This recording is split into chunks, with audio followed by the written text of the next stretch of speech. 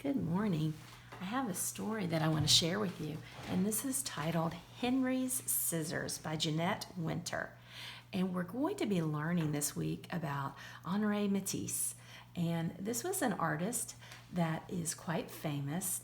In fact, one of his paintings in 1937, a painting that he did in 1937 sold for $33.6 million. So, wow, that is impressive. I always love looking to see what artists' artwork sold for and that type of thing. It's kind of crazy. I love that. But Henri Matisse was born in December of 1869 and lived until November 1954.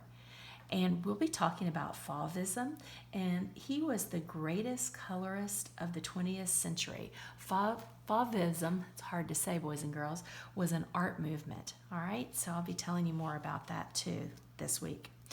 Here we go. Henri's Scissors. This is a quote from another artist, and if you go downtown Charlotte, there's a park named after Romare Bearden. And he said, Matisse got as close as one can get to heaven with a pair of scissors. So we'll learn more about the work that Henri Matisse did with scissors. All right, so he was known as a colorist, which is a painter, and he mastered color, but at the end of his art career or his art experience, he worked with scissors. Here's our book. In a small weaving town in France, a young boy named Henri Benoit Matisse watched his mother paint china. He wanted to paint too. He drew pictures in the sand, and he drew pictures in his school books. Wouldn't that be fun? You should try that, drawing in the sand. When Henri was a young man, he drew pictures in his law books and on contracts, deeds, and wills. Henri was sick in bed with an appendicitis one winter. His mother gave him a box of paints, and he painted until he was well. He kept on painting, forgot about law, and left his small town to be an artist in Paris.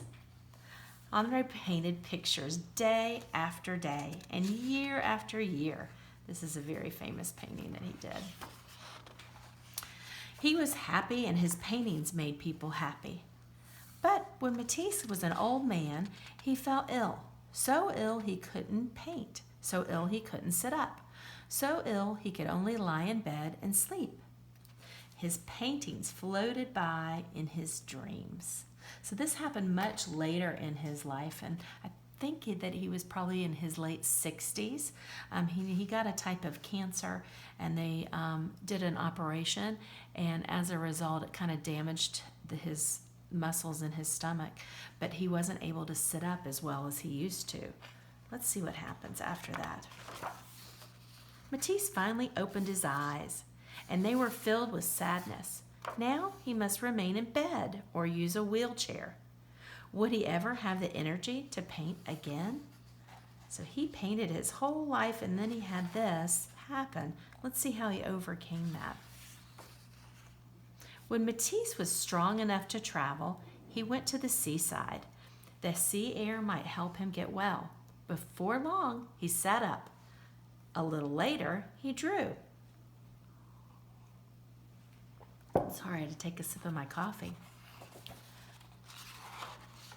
Then one day, Matisse picked up a pair of scissors and cut out shapes from painted paper. He was drawing with scissors. Wow, boys and girls, so he was drawing with scissors. So he imagined these different lines, and then he cut them out with scissors. A pair of scissors is a wonderful instrument. This is one of the quotes that he said. Matisse cut paper all day. My pleasure in cutting things out grows even greater. Why didn't I think of it earlier? His assistants painted paper for him all day. So this is a really neat concept I want you to explore this week, boys and girls. If you have some paint, or you can use crayons, colored pencils, whatever you have, you can take a piece of paper, whether it be white paper or construction paper, and change the paper first, and then you can cut it out.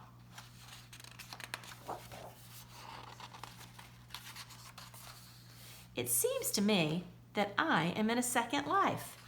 So he was this painter his whole life. And all of a sudden, he wasn't able to stand up and paint the way that he was used to. But one day he realizes that he can make art with scissors. And look at the things that he created.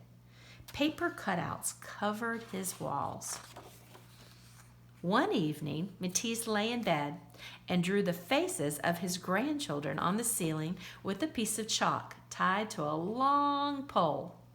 As he fell asleep, they looked down on him and saw his dreams. It's neat. They saw the shapes that surrounded him in sleep.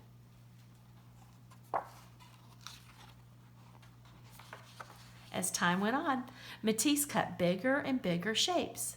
They filled his seaside room with color. You see, as I am obliged to remain often in bed, I have made a little garden all around me where I can walk. There are leaves, fruits, a bird. So this really made him happy. I am deeply contented. Happy. Exactly. So remember these shapes because you're going to see them in another book. Then one night, Matisse walked out into his paper garden, and the rainbow of shapes cradled the old artist and carried him into the heavens. Are some of the stars we see at night coming to us from Henri's scissors? Well, perhaps. What a lovely story. So I'll read this. The author wrote this about this artist that we're talking about. Henri Matisse was born in Le Château Chambres, France in 1869 and lived most of his life in Paris, where he was in the forefront of the avant-garde painting. At age 72, Matisse became seriously ill, so he was actually older than I remembered, and survived surgery for cancer. His body was frail, but not his spirit. Matisse began anew with colored paper and a pair of scissors. He died in Nice in 1954. Oh, I love Nice. My husband and I went there. It's beautiful. It's on the French Riviera. I had only seen reproductions of Matisse's large cutouts until I visited the National Gallery in Washington, D.C. in 2001. When I saw the enormous wall-size images there, I felt I was inside Matisse's garden, surrounded by his colors and shapes. That experience was the impetus for this book. Most helpful to me as I worked were Matisse's own words, especially those from his correspondence with his old friend writer André Rouvière, which can be found in Matisse, A Second Life. That's another book. This was lovely. I hope you enjoyed it. Henri's scissors. So this week you're going to need construction paper and scissors, or you can use white paper and color it. It's up to you.